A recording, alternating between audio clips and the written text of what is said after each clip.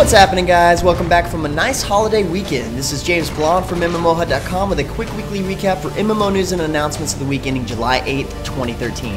And our first bit of news once again starts with FireFall. We're only one day away from the long-awaited open beta launch, and Red 5 teases us with a story-based trailer featuring Blackwater Anomaly that kick off towards FireFall's world story reveal. In addition, Red 5 has announced that fans can look forward to a new FireFall Fest live streaming event on Twitch TV July 9th and 10th. The Red 5 tribe is inviting gamers from around the world to join them for an epic open beta launch day celebration complete with exciting guest stars and interactive gaming, giveaways, and more. Last week on July 2nd, Tera Rising introduces Corsairs'Stronghold, a brand new 20 vs 20 siege warfare battle for players level 30+. The new battleground adds a new dynamic to the action combat system in Tera, and the nice thing is, it's a level playing field for all players in that their gear and skills will be that of a level 60 character once they've entered the match, making this fight more about player skill and not about high level gear. The idea is for each of two teams to attack or defend an anchor stone set directly in the center of a stronghold.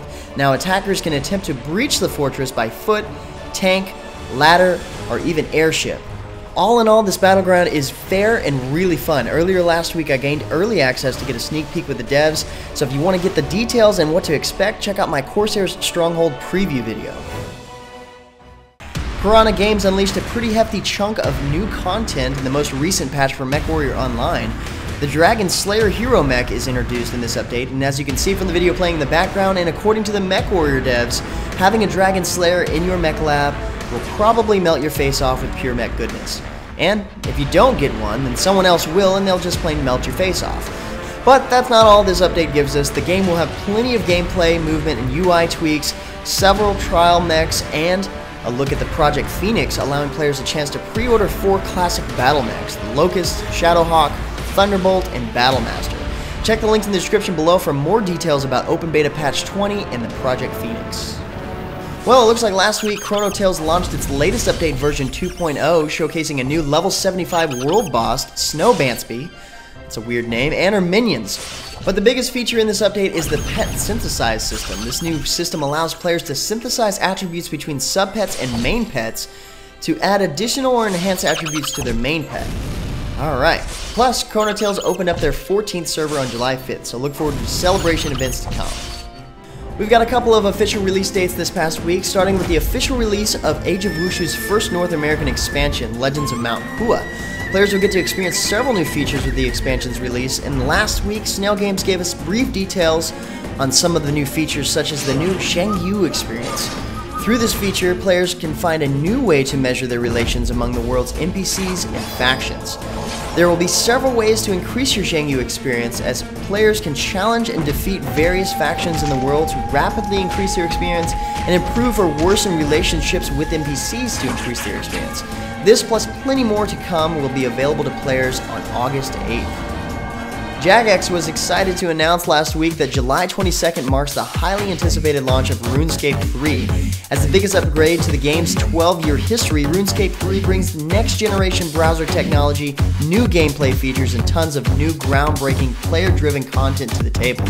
As one of the first browser MMOs to utilize HTML5, the game will be able to take advantage of improved graphics over the other browser engines, longer draw distances, an upgraded camera system, and superior audio.